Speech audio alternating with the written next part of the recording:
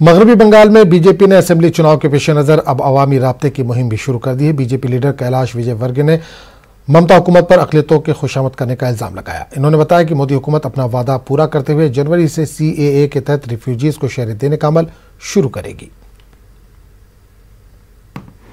घर घर संपर्क प्रारंभ हो रहा है भारतीय जनता पार्टी के द्वारा। जिस तरीके से ममता जी के शासन में कोल माफियाओं को संरक्षण दिया गया बाइकों के द्वारा, सेंड माफियाओं को संरक्षण दिया गया बाइकों के द्वारा, काऊ तस्करी को संरक्षण दिया गया बाइकों के द्वारा, गोल्ड तस्करी को संरक्षण दिया गया बाइकों के द्वारा, सिंडिकेट राज के माध्यम से जनता का जिस प्रकार शोषण हुआ, यहाँ तक कि प्रधानमंत्री जी ने अल्फान तूफान के दौरान 1000 करोड़ रुपया जो भिजवाया था उसमें भी भ्रष्टाचार हुआ है। और ये मैं नहीं कह रहा हूँ, ये पश्चिमी बंगाल की हाईकोर्ट ने केक को जांच के आदेश दिए हैं। भारतीय जनता पार्टी जो कहती है वो करती है। भारतीय जनता पार्टी ने कहा था कि बांग्लादेश के शरणार्थियों को नागरिकता हम प्रदान करेंगे।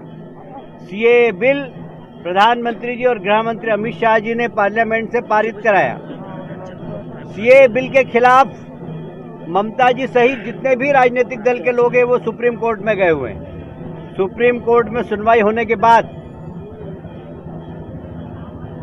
मोस्ट प्रोबेबली जनवरी से सारे लोगों को जो शरणार्थी हैं उनको नागरिकता देने का काम भारतीय जनता पार्टी की सरकार करेगी। इस पूरे मामले पर बात करने के लिए हम सीधे रुख करेंगे कोलकाता का, जहां समाचार नुमाइंदा शबाना एजाज इस वक्त जुड़े। शबाना, मगरबी बंगाल में जैसे जैसे इंतखाबात करीब आ रहे हैं, CAA का मुद्दा एक बार फिर गर्म होता जा रहा है, बयानबाजियां शुरू हो चुकी हैं। बिल्कुल, जिस तरह से आप देखें कि कैलाश विजयवर्गीय ने जो बंगाल के इंचार्ज है उन्होंने जिस तरह से कहा है कि CAA नाफिज होगा, और खासकर उन इलाकों में जाकर कहा है जो बिल्कुल कह सकते हैं कि रिफ्यूजियों का गढ़ इलाका है, सरहदी इलाका है। इन इलाकों में उन्होंने कहा कि वो रिफ्यूजियों को शहरियत देने के जो मरकजी हुकूमत ने जो कानून बनाए हैं उस पर अमल किया जाएगा। और एक ऐसे वक्त में कहा है जब इलेक्शन सामने है और ये मुद्दा बंगाल में काफी अहम है, क्योंकि इस मुद्दे को लेकर बीजेपी आगे बढ़ रही है। और जिस तरह से ममता बनर्जी ने CAA और NRC के खिलाफ तहरीक चलाई थी, तो ऐसे में एक बार फिर इसी मुद्दे को सामने रखकर बीजेपी बंगाल चुनाव में इसी मुद्दे पर आवाम की हिमायत हासिल करना चाहती है। लेकिन साथ ही साथ आप देखें कि जो समाजी तंजीमें हैं, जो मुख्तलिफ तंजीमें हैं जो CAA और NRC के खिलाफ एहतजाज कर रही हैं, वो भी खामोश नहीं है। और जमात इस्लामी की तरफ से एहतजाजी रैली निकाली जाएगी। इस बयान के खिलाफ एहतजाजी रैली की कॉल दी गई है। तो ऐसे में हम कह सकते हैं कि जैसे जैसे इलेक्शन सामने आ रहा है, CAA और NRC को लेकर CAA और NRC बंगाल के इलेक्शन में एक बड़ा मुद्दा बनेगा। और साथ ही साथ न सिर्फ सियासी लीडरान इस मुद्दे को भुनाने की कोशिश में है, बल्कि समाजी तंजीमें भी इस मुद्दे की मुखालफत में सामने आएंगी। बिल्कुल शबाना, एक चीज और जानना चाहूंगा, बीजेपी की तरफ से CAA का तो मुद्दा उठाया जा रहा है, क्या NRC का भी जिक्र कहीं बयानबाजियों में आ रहा है? देखिए, पहले जब इस तरह से जब प्रोग्राम लिए गए थे बीजेपी के, तो उन्होंने साफ तौर पर कहा था कि NRC, आप देखें कि अमित शाह जब कोलकाता आए थे तो उन्होंने कहा था कि वो ये मुद्दा जो है वो लॉकडाउन की वजह से, कोरोना वायरस का जो बढ़ता जो खतरा है उसकी वजह से ये पीछे हट गया है, कम मतलब इसको डिले किया गया है। लेकिन हम अपने मुद्दे पर, हम अपने मौक़िफ़ पर कायम हैं। तो इसके बाद ही मुख्तलिफ तंजीमें जो है वो एहतजाज कर रही थी। और कोलकाता में जो CAA और NRC मुखालिफ तंजीमें हैं उनकी तरफ से अमित शाह के खिलाफ भी एक एहतजाज किया गया था उनके दौरे के दौरान।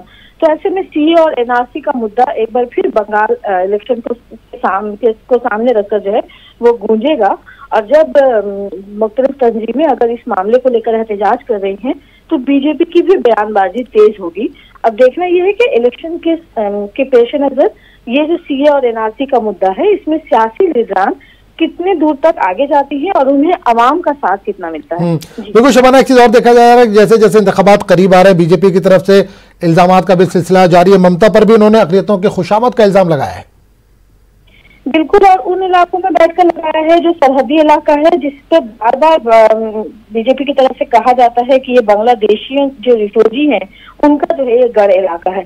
तो एक तरह से जो लोगों का जो मिजाज है उनको उसको जो है वो कह सकेंगे कि बीजेपी ने जिस तरह से ममता बनर्जी पे कहा है कि वो अकलियतों की खुशामद की जो है वो पॉलिसी अपना रही है, तो ऐसे में बंगाल में अकलियतों की एक बड़ी आबादी है और ये कहा जाता है कि अकलियती वोट बैंक जिसकी तरफ जाता है सरकार उसी की बनती है। खुद ममता बनर्जी ने जब इक़्तिदार संभाला था एक शानदार कामयाबी के बाद, तो उन्होंने इसी अकलियती वोट बैंक को जो है वो एक अहम हथियार बताया था।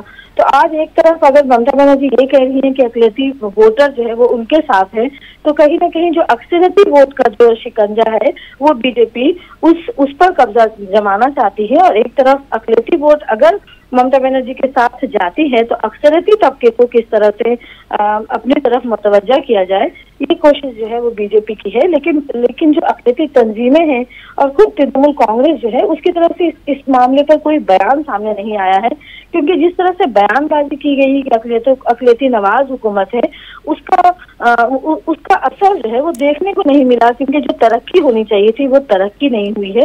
ऐसे में अकलियती और अक्सरियती वोटों को लेकर जो एक सियासी खेल शुरू हुआ है, बिल्कुल सियासी खेल शुरू हुआ। बहुत बहुत शुक्रिया शबाना इस तमाम जानकारी के लिए। तो इस वक्त बड़ी खबर आपको बता दें कि बाबरी मस्जिद इंतजाम की 28वीं बरसी, दिल्ली में समाजी तंजीमें करेंगे एहतजाज। 16 से ज़्यादा समाजी तंजीमों ने दी है एहतजाजी मुजाहरे की कॉल। तो तकरीबन 11 बजे शुरू होगा मंडी हाउस से जंतर मंतर के लिए एक मार्च। तो आपको बता दें कि इस वक्त बड़ी खबर, बाबरी मस्जिद इंतजाम की 28वीं बरसी के मौके पर दिल्ली में समाजी तंजीमें करेंगे एहतजाज। 16 से ज़्यादा समाजी तंजीमों ने दी है एहतजाजी मुजाहरे की कॉल। बाबरी मस्जिद के कसूरवारों को सज़ा देने की मुजाहरीन करेंगे मुतालबा। तकरीबन 11 बजे शुरू होगा मंडी हाउस से जंतर मंतर के लिए मार्च।